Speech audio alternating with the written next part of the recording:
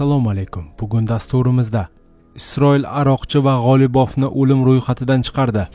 Putin tadbirkorlarga urushni moliyalashtirishni taklif qildi. Eron 8 soatlik tanaffusdan so'ng Isroilga yangi raketa zarbasini berdi. Saudiya Arabistonida Ukrainani qiziqtiradigan narsa bor. Zelenskiy. Pentagon Ukrainaga atalgan qurollarni Yaqin Sharqqa yubormoqchi. Endi esa batafsil. Rossiyadagi hamyurtlarimiz diqqatiga. Rossiyada ishlab hujjatlar borasida qiynalmoqdamisiz? Biz sizga barcha rasmiy hujjatlarni taxlashda yordam beramiz. Registratsiya, продление, уведомление, трудовой договор va Turkmaniston fuqarolari uchun 1 yillik ishchi vizasi. Hammasi qonuniy, ishonchli va muhimi tezkor. Murojaat uchun hoziroq ekrandagi raqamlarga qo'ng'iroq qiling. Isroil Aroqchi va G'olibovni o'lim ro'yxatidan chiqardi. Isroil Eron tashqi ishlar vaziri Abbos Aroqchi va parlament spikeri Muhammad Bag'ir G'olibovni o'ldirish ro'yxatidan vaqtincha chiqardi. Bu qaror Pokistonning AQShga qilgan maxsus so'rovdan so'ng qabul qilingan. Bu haqda Reuters xabar berdi. Reuters agentligiga ma'lumot bergan pokistonlik manbaning so'zlariga ko'ra, Isroil harbiylari Eronning ushbu ikki yuqori martabali mulozimining koordinatalariga ega bo'lgan va ularga zarba berishni rejalashtirgan. Biz AQShga agar bu shaxslar ham yo'q qilinsa muzokara o'tkazish uchun hech kim qolmasligini aytdik. Shundan so'ng Washington Isroildan ortga chekinishni so'radi, dedi manba. The Wall Street Journal nashri ham AQSh rasmiylariga tayanib, Aroqchi va G'olibov tinchlik muzokaralari o'rnatilayotgani sababli 4-5 kunga ro'yxatdan chiqarilganini yozdi. Biroq nashr bu jarayonda Pokistonning rolini tilga olmadi. Pokiston mudofaa va tashqi ishlar vazirliklari hozircha bu bo'yicha rasmiy izoh bermadi. Ayni vaqtda Tehron va Washington o'rtasidagi urushni to'xtatish uchun Pokiston, Misr va Turkiya vositachilik qilmoqda. Ayniqsa Islomobod ko'plab davlatlar uchun aloqa kanallari muzlab qolgan bir paytda har ikki poytaxt bilan bevosita muloqotni saqlab turibdi. Kelajakda tinchlik muzokaralari o'tkazilsa, Pokiston mezbonlik qilishi kutilayotgan asosiy manzil sifatida ko'rilmoqda. Eron hozirda Donald Trump tomonidan Pokiston orqali yuborilgan 15 banddan iborat tinchlik taklifini ko'rib chiqmoqda. Isroil kabinetidagi manbalarga ko'ra, ushbu rejada quyidagi talablar mavjud.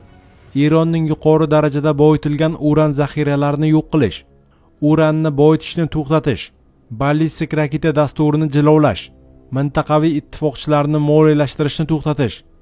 Trump Eron kelishuviga erishish uchun chorasiz ahvolda ekanini aytmoqda. Abbos Aroqchi esa taklif ko'rib chiqilayotganini tasdiqlasa-da, hozircha urushni tugatish bo'yicha muzokaralar o'tkazish niyati yo'qligini bildirdi. Putin tadbirkorlarga urushni moliyalashtirishni taklif qildi. Rossiya prezidenti Vladimir Putin tadbirkorlar bilan yopiq uchrashuvda ularga urushni moliyalashtirish uchun byudjetga ixtiyoriy badallar kiritishni taklif qildi. Bu haqda manbalarga tayanib The Bell xabar berdi. Putin o'z nutqini urushamiz va Donbass chegaralarigacha boramiz mazmunida ifodalagan. Og'ir davrda biznesdan qo'shimcha mablag' jalb qilish g'oyasi Rosneft rahbari Igor Sechenga tegishli. The Bell ma'lumotlariga ko'ra, u bu haqda bir kun avval Putinga yo'llagan maktubida bayon qilgan. Mablag' jalb qilish vositasi sifatida harbiy obligatsiyalarni chiqarish taklif etilgan. Ayrim tadbirkorlar taklifni darhol qo'llab-quvvatlagan. Xususan Sulaymon Kerimov 100 milliard rubl ajratishni va'da qilgan. Putinning tadbirkorlar bilan yopiq uchrashuvi Rossiya sanoatchilar va tadbirkorlar ittifoqi qurultoyidan so'ng bo'lib o'tgan. Unda Rossiya Savdo-sanoat palatasi rahbari Aleksandr Shoxin ishtirok etib, Putinga internet uzilishi tufayli biznesda muammolar yuzaga kelayotganda shikoyat qilgan. Rossiya prezidenti esa bunga hech qanday munosabat bildirmagan. Moskvada 3 hafta davomida mobil internet va uyali aloqada uzilishlar kuzatildi. Rasmiylar cheklovlarni tahdidlarga qarshi kurash deb izohlagan. Ayrim hududlarda internet uzilishlari ortida federal xavfsizlik xizmati turgani ma'lum qilingan. Mobil internet bilan bog'liq muammolar Rossiyaning boshqa yirik shaharlarida ham kuzatilmoqda. Eron 8 soatlik tanaffusdan so'ng Isroilga yangi raketa zarbasini berdi. Isroilning janubiy hududlarida, jumladan Bersheva shahri va Negev atrofida havo hujumi signallari yangradi. Isroil armiyasi ma'lumotiga ko'ra, Eron hududidan uchirilgan raketalarni to'xtatish maqsadida havo mudofaa tizimlari ishga tushirilgan. Hujum xavfi mavjud bo'lgan hududlarda aholiga mobil telefonlar orqali ogohlantirish xabarlari yuborilgan. Boshpanalarga kirish tavsiya etilgan. Isroilning 12 telekanali ma'lumotiga ko'ra, Havo hujumi signallari mamlakat janubidagi bir qator aholi punktlarida, jumladan Bersheva va Negev hududlarida yangragan. Magen David Adam tez yordam xizmati ma'lum qilishicha, janubiy hududlarga qilingan raketa hujumi natijasida halok bo'lganlar va jarohatlanganlar yo'q. Isroil mudofaa vaziri Israel Katz Eronga zarbalar kuchaytirilishi va kengaytirilishini ma'lum qildi.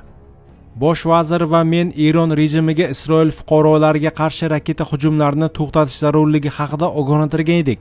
Ogohlantirishlarga qaramasdan hujumlar davom etmoqda. Shuning uchun Isroil armiyasining Eronga qarshi zarbalari yanada kuchaytiriladi va kengaytiriladi. Ular bu harbiy jinoyat uchun o'ta og'ir va tobora ortib borayotgan narx to'laydilar, dedi Isroil mudofaa vaziri. Saudiya Arabistonida Ukrainani qiziqtiradigan narsa bor, Zelenskiy. 26-mart kuni Saudiya Arabistoniga kelgan Ukraina prezidenti Vladimir Zelenskiy ikki mamlakat mudofaa vazirliklarining mudofaa sohasidagi hamkorligi to'g'risidagi hujjat imzolanganini ma'lum qildi. Biz o'z tajribamiz va tizimimizni Saudiya Arabistoni bilan baham ko'rishga va insonlar hayotini himoya qilishni kuchaytirish bo'yicha hamkorlik qilishga tayyormiz, degan Zelenskiy va Ukraina 5 yildirki Rossiya raketa va dronlari hujumini qaytarish bilan shug'ullanib kelishini eslatgan. Zelenskiyning so'zlariga ko'ra, u valiahd shahzoda Muhammad ibn Salmon Ol Saud bilan Yaqin Sharqdagi vaziyat, Eron rejimiga Rossiyaning yordami, yoqilg'i bozorlaridagi vaziyat va ehtimoliy energetika hamkorligini muhokama qilgan. Saudiya Arabistonida Ukrainani qiziqtiradigan narsa bor. Bu ikki tomonga ham foydali hamkorlik bo'lishi mumkin, deb hisoblaydi Ukraina prezidenti. AQSh va Isroilning Eronga qarshi urushi boshlanganidan buyon Ukraina Eron dronlariga qarshi kurashda o'z yordamini taklif etib kelmoqda. Pentagon Ukrainaga atalgan qurollarni Yaqin Sharqqa yubormoqchi. AQSh Ukrainaga mo'ljallangan ayrim qurollarni Yaqin Sharqqa yuborishi mumkin. Bu haqda masaladan xabardor 3 manbaga tayanib The Washington Post ma'lum qildi. Ma'lumotlarga ko'ra, Eron bilan urush fonida AQSh harbiylarining muhim qurollari zaxirasi kamayib bormoqda. Texnikani Yaqin Sharqqa yuborish bo'yicha yakuniy qaror hali qabul qilinmagan.